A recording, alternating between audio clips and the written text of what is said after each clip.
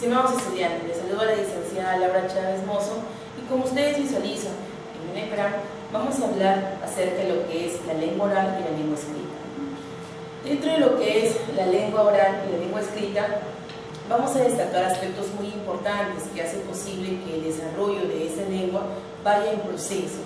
Como ustedes saben, los seres humanos, ¿no es cierto?, digamos, al momento de la creación, al momento del contacto con otros seres humanos, lo primero que desarrollaron fueron los sonidos, porque eso de aquí se relacionaron con los animales, ¿no?, y comenzaron a imitar. Es posible que de aquí haya nacido específicamente lo que es la forma de la oralidad, ¿no?, y tuvieron que pasar por muchos años para que luego se llegue el alfabeto y pues se desarrolle lo que es parte de la lengua escrita. Tenemos las características de la lengua oral, ¿no? Se dice que la lengua oral es la capacidad por excelencia del ser humano, así es, porque sin ella nosotros no podríamos comunicar. Es el primer contacto que tuvo el ser humano frente a los demás, ¿no es cierto?, para poder comunicarse. Y cuando imitaba a los animales, de alguna manera también manifestaba lo que quería decir, ¿no?, a través también de los miembros que en ese momento existían. También se dice que es un intercambio de información a través de un tema de codificación. Claro, pues ¿no?, nosotros tenemos que procesar la información en nuestro cerebro como parte emisor para ver qué es lo que queremos expresar. Ahora, este código o esta codificación se da a través de un código de símbolos, ¿no? No olvidemos que los símbolos están en función de los signos, y los signos pues se dan en el proceso mental que está en nuestro cerebro. Así también vamos adquiriendo lo que es parte del vocabulario, por ejemplo, ¿no?, el intercambio con los demás para poder asimilarlo, y también la elaboración de las frases, ¿no?, que hace posible. También es un aspecto fundamental en el desarrollo del niño, claro, porque si nosotros no desarrollamos la forma de la oralidad en el niño, es más posible que éste no se comunique ni tampoco se socialice, ¿no? Es el primer, digamos, punto esencial en el cual hace posible que el niño se pueda comunicar, ¿no? Se pueda comunicar porque lo realiza a través del llanto, lo realiza a través de los gritos, por ejemplo, cuando están en los primeros años de vida, lo realiza a través también de los balbuceos, ¿no?, de las, digamos, vocalizaciones que van formándose entre sí, y sobre todo el aspecto social que lo va desarrollando de a poco, no solamente en la casa, sino también en la escuela. Hay dos fases muy importantes en cuanto a la evolución del lenguaje, ¿no? Tenemos la fase prelingüística y la fase lingüística. La fase prelingüística específicamente es acerca del sensorio motriz, ¿no? Como ustedes saben, la etapa de sensorio motriz abarca desde los 0 años hasta los 2, ¿no? Y aquí se realiza lo que es la práctica de los ejercicios fonéticos, ¿no? Por ejemplo, el llanto, que es la primera forma de comunicación del bebé y la madre, o el contacto que tiene con la persona. ¿Está bien? Están los balbuceos, por ejemplo, ¿no?, los sonidos que también nosotros incluso les vamos enseñando de acuerdo a lo que ellos también van escuchándonos o que también van entendiendo, ¿no? Aunque su entendimiento, digamos, de alguna manera es progresivo, no es inmediato, pero ellos van comprendiendo lo que tú le quieres transmitir a través de sonidos, ¿no? Y también, conforme va avanzando, se van dando las vocalizaciones, ¿no? El sonido de la ma, pa, por ejemplo, que es lo primero que aprenden cuando pues el padre o la madre le enseña, ¿no?, o la persona quien está en contacto con ellos. Luego tenemos la fase lingüística, que se da especialmente en 3 niveles, y esta fase lingüística se da después del primer año de vida, ¿no?, y partimos especialmente de los fonemas, o sea, los sonidos que ellos emiten. ¿Está bien? Este fonema está en función de lo que es la emisión de sonidos y el perfeccionamiento, ¿no? Es lo primero, ¿no?, cuando ellos tienen el contacto con los padres especialmente y luego con la escuela, donde lo van desarrollando. Lo que es la parte semántica, que tiene que ver con el significado, ¿no?, ellos van adquiriendo su vocabulario, ¿de acuerdo?, conforme uno también lo va digamos, enseñando, ¿no? Ellos van aprendiendo esa forma de vocabulario, ¿no?, el hablar correctamente, por ejemplo, el enseñar las palabras mágicas como el por favor, como el gracias, como el permiso, conforme van también asumiendo las diferentes etapas de su vida, ¿no? Y también la parte morfosintáctico, que es la construcción de frases, ¿no? No olvidar, ¿no?, primero son los sonidos, luego son lo que es la unión de sílabas, luego de esas sílabas están las palabras, y las palabras construyen frases, ¿no? Las frases luego van construyendo oraciones y luego se forma un texto, ¿no? Es todo un proceso, ¿no?, que abarca desde la etapa sensorio-motriz o prelingüístico hasta el lingüístico. Otro punto muy importante de la característica es el principal estímulo para poder adquirir lenguaje, ¿no? Ojo, muy importante, ¿no? Es el ambiente familiar.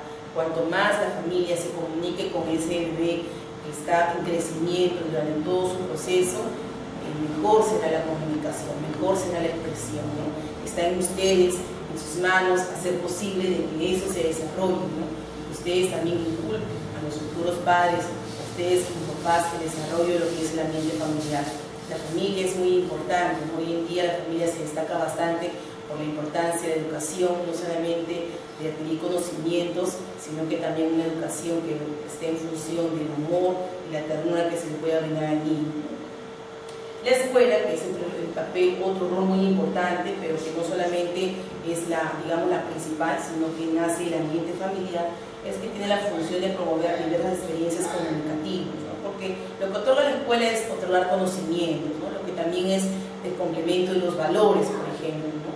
Asimismo, también la escuela desarrolla parte de lo que es la formación integral, ¿no? Que está en función de lo que es la parte de recreación, por ejemplo, ¿no? La parte de lo que es el desarrollo de la memoria, entre otros aspectos más que también son aspectos cognitivos, ¿no?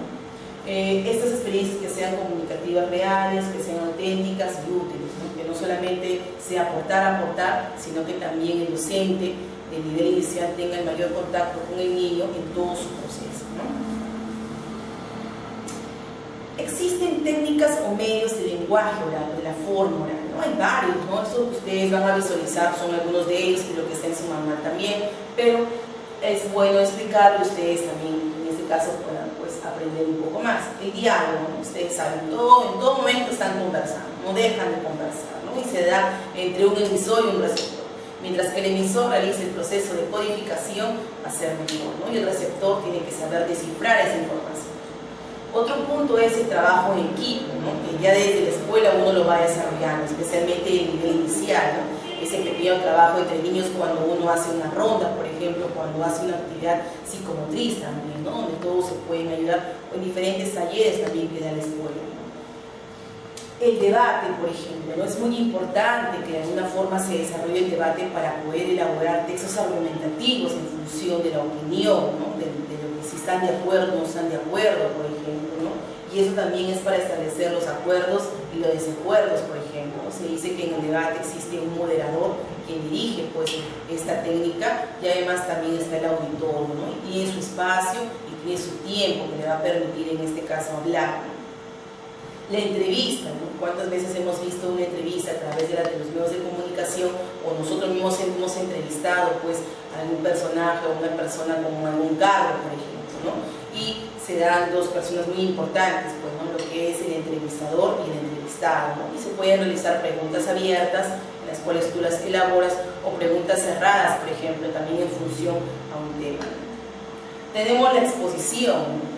Como en el ejemplo que estoy haciendo ahorita, ¿no? Que viene a ser la explicación especialmente de un tema, por ejemplo, ¿no? O exponer una idea cuando se realiza una participación oral, por ejemplo, o la exposición también de una opinión, ¿no? Entonces, estas técnicas hacen posible que uno pueda desarrollar mucho más el lenguaje oral, y mejor cuando uno realiza desde estando en la escuela, ¿no? En el cual el niño lo ejecuta y se le es más fácil conforme él va pues, creciendo. También tenemos la conferencia, ¿no? ¿Cuántas veces hemos asistido a una conferencia para escuchar acerca de un tema, por ejemplo, ¿no? El personaje principal es el conferencista y luego está su auditorio. Y bueno, pueden haber preguntas dentro después de terminar la conferencia si es que lo requiere así, el tiempo también, ¿no? Y eso hace que también sea más ameno esa conferencia. O también puede en ese sentido participar acerca sobre un tema determinado. Casi siempre es un tema, ¿no? Es un tema digamos, de discusión que se puede dar, un tema que otorga conocimiento también para un aprendizaje. La mesa redonda también es otra técnica de comunicación oral, claro, y se realiza con fines académicos o científicos, ¿no? Es un grupo de personas que están en una mesa redonda, eso sí, ¿no? Se sientan en forma de redonda y pues realizan una serie de información sobre estos dos puntos, ¿correcto? Y cada uno tiene un tiempo para poder hablar, ¿no? Puede otorgar esa información, como también puede otorgar parte de una opinión, ¿no? Con tiempos limitados, claro. También existe un moderador que hace posible que esa mesa redonda se lleve de una forma ordenada, planificada. Y el panel que tiene una similitud, la diferencia es que en este sentido son especialistas, ¿no? Para poder tratar sobre un asunto personal o sobre un asunto que tenga que ver con el país, ¿no es cierto? Y permite una discusión grupal de los especialistas. Claro, existe una discusión previa, ¿no? Que hace posible que también haya una confrontación, pero con respeto y sobre todo con tiempo también, ¿no? De alguna forma se sepa respetar la opinión de cada uno de ellos, ¿no? Y cada uno expone sobre sus ideas. Hemos terminado lo que corresponde a la lengua oral y pasamos a la lengua escrita. La lengua escrita es más compleja que la lengua oral. ¿Por qué? Porque siguen normas, ¿no? Son muy importantes las normas, conocerlas, pero no normas en el sentido de normas, digamos, ortográficas, ¿no?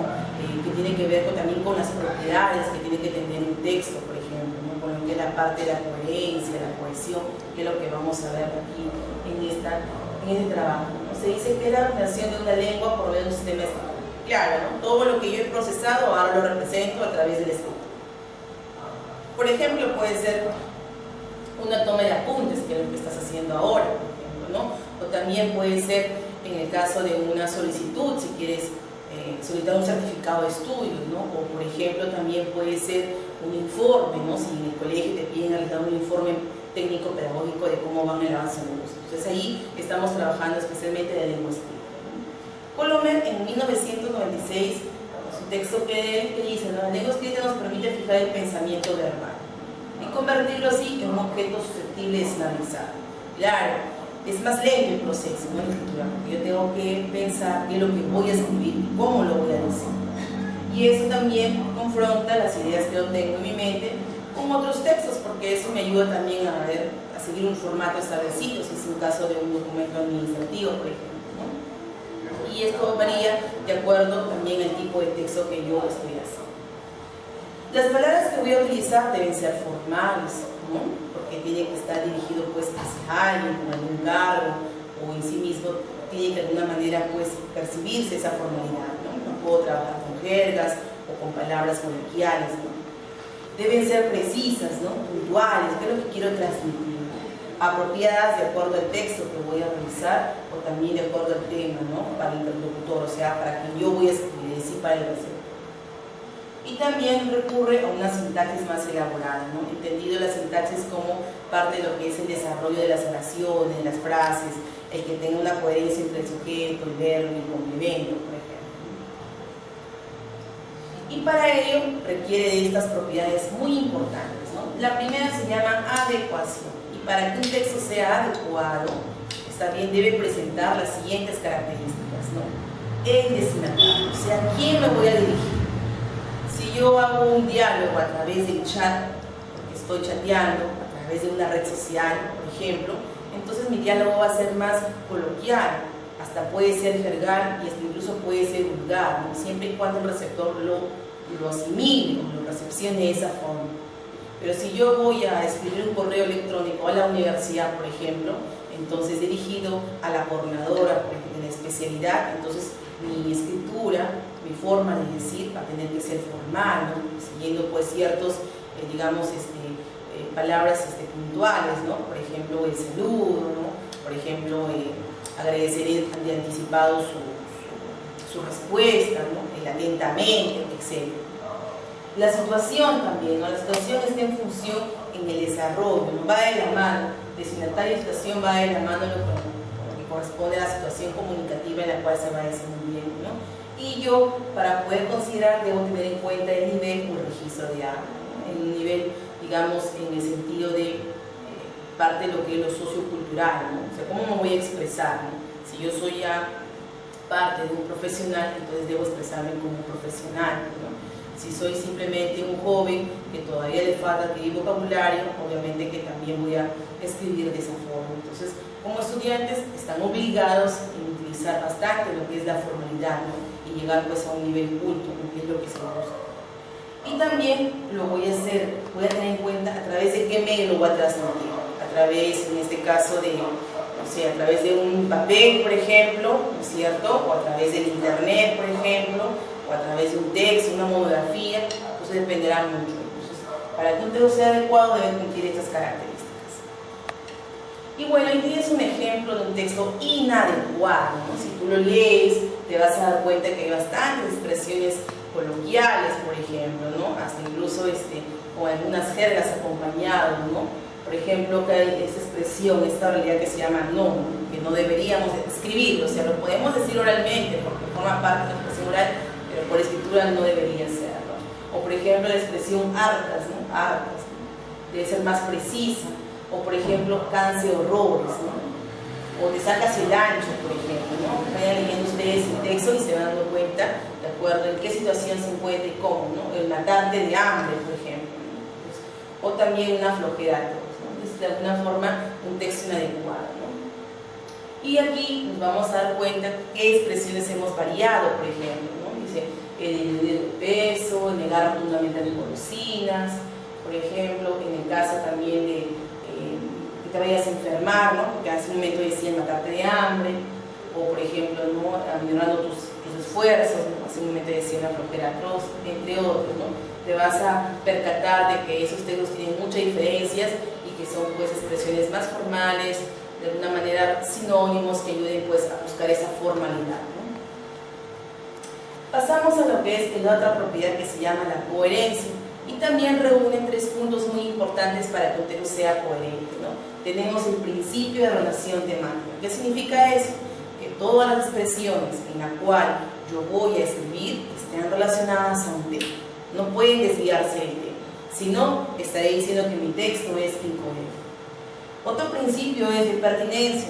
Es que el texto que tú estás escribiendo, las ideas o las expresiones tienen que ser pertinentes, tienen que estar en función del tema. O sea, tiene que pertenecer al tema. Si bien es cierto, debe estar relacionado al tema que estoy diciendo y estas ideas deben pertenecer a ese tema, ¿no? Y por último, no debo hacer ideas contradictorias, ¿no? Si hago ideas contradictorias, estaré recayendo en lo que es pues la incoherencia, ¿no? De los textos. Y aquí ustedes van a ver un ejemplo de un texto incoherente, ¿no? En el primer párrafo, por ejemplo, nos hablan acerca sobre los niños de África. En el segundo párrafo está hablando sobre los terroristas de Brian, por ejemplo, ¿no? En el siguiente párrafo, qué pena, otra vez los niños de África, ¿no? Y de ahí nuevamente los terroristas de Brian y finalmente el cumpleaños de mi hermana y así, ¿no? Si te das cuenta, cada párrafo tiene un tema diferente, pues no se entiende o de qué me estás hablando, ¿no? ¿Me estás hablando de los niños de África? ¿Me estás hablando del cumpleaños de tu hermana? ¿O me estás hablando especialmente acerca de los terroristas? Y aquí, pues, digamos, el rol o el papel que yo quise dar a conocer acerca sobre los niños de África, ¿no? Y se da cuenta el primer párrafo con el segundo párrafo, pues, guardan especialmente la relación del principio de relación temática, de pertinencia y de no contradicción, ¿no? Entonces, por lo tanto, puedo decir que este texto es coherente. En esta penúltima propiedad, que es la de cohesión, está en función de la conexión entre las palabras, ¿no? Y para yo conectar correctamente las palabras, utilizo los referentes y utilizo también los conectores, ¿no? Entonces, dentro de lo que son los conectores, son aquellos que pues, conectan, ¿no? Relacionan. Por ejemplo, el conector por lo tanto, es decir, sin embargo, ¿no? El pero, ¿no? Esos conectores que tú debes alguna vez tenido en contacto cuando hacías tu razonamiento verbal, conectores lógicos, pues, ¿no? Que están divididos en conectores de adición, de equivalencia, en conectores de disyunción, de contraposición de ideas, entre otras más, ¿no? Entonces, todo ese tipo de conectores ayudan a complementar también un texto. Luego tenemos la sustitución léxica. ¿Qué significa eso? Cuando yo reemplazo una palabra por otra. Otra vez volvemos a tu razonamiento verbal, el uso de los sinónimos, por ejemplo, ¿no? El uso de los antónimos, el uso de algunas palabras homónimas, ¿no? En cuál es el significado entre cada una de ellas y es más asequible para tu información. Eso es sustituir una palabra por otra. Y la otra, que es la sustitución pronominal, ¿no? Es el uso de los referentes, por ejemplo, utilizar los pronombres personales, ¿no? Para no volver a repetir un nombre, por ejemplo, él, ella, yo y tú, por ejemplo, ¿no? También otra sustitución pronominal, podemos hablar también de otros pronombres que son los demostrativos, por ejemplo, ¿no? Así te invito a que tú puedas revisar los pronombres personales, los pronombres demostrativos, los pronombres posesivos, que son elementos de referentes, ¿no? de referencia. También te invito a que tú revises lo que se llama la anáfora y la catáfora, ¿no? Y el elipsis, que son elementos principales que ayudan en este caso a poder reemplazar, pues, ¿no? digamos, una expresión por otra y así evitar la redundancia. Estos de ti sirven para evitar la redundancia, ¿okay? Son importantes, por eso se puede decir que un texto tiene cohesión. Y bueno, tú observas un ejemplo, si te das cuenta hay palabras que están en verde y en rojo, ¿no? Y al momento de leer te vas a dar cuenta que aquí sería Navidad, mientras los tres se dirigían a la estación, y aquí vemos a qué se refiere. Por ejemplo, los tres es un elemento de referencia, ¿no? De lo que se llama sustitución léxica, ¿no? Y reemplaza lo que es el padre y la madre, ¿no? Y luego reemplaza el niño, por ejemplo. Este les, que es una sustitución pronominal, está en función especialmente de un pronombre personal, ¿no? Que reemplaza a padre y a madre, por ejemplo, al igual que este le, que reemplaza al niño, ¿no? El regalo. Y esa fiesta, que es una sustitución léxica, que está reemplazando una lengua. Se dan cuenta en este sentido el sinónimo que se usa, ¿okay? Y finalmente tenemos la última propiedad, que es la corrección, y esta está sujeta a las normas generales y particulares de acentuación. Mientras que tú tildes correctamente, utilices los signos de puntuación adecuados, tu texto va a estar correcto, ¿no? Entonces aquí trabaja mucho lo que es el uso del diccionario, ¿no? Es muy importante que tu diccionario siempre te acompañe para cualquier dificultad que tú puedas tener. La gramática, cuando en este caso utilizar qué palabra más adecuada, si es un sustantivo, un adjetivo, un verbo, por ejemplo, un adverbio, y la ortografía, que es muy importante la parte de acentuación también, ¿no? Y los signos de puntuación. Pues dentro de ello hace posible que el texto sea correcto. Y el ejemplo lo vas a visualizar. Pues, por ejemplo, aquí tienes un texto incorrecto, ¿no? Te vas a dar cuenta que algunas expresiones no son utilizadas. Por ejemplo, esa palabra, acá dice peso, ¿no? No dice empezó, ¿no?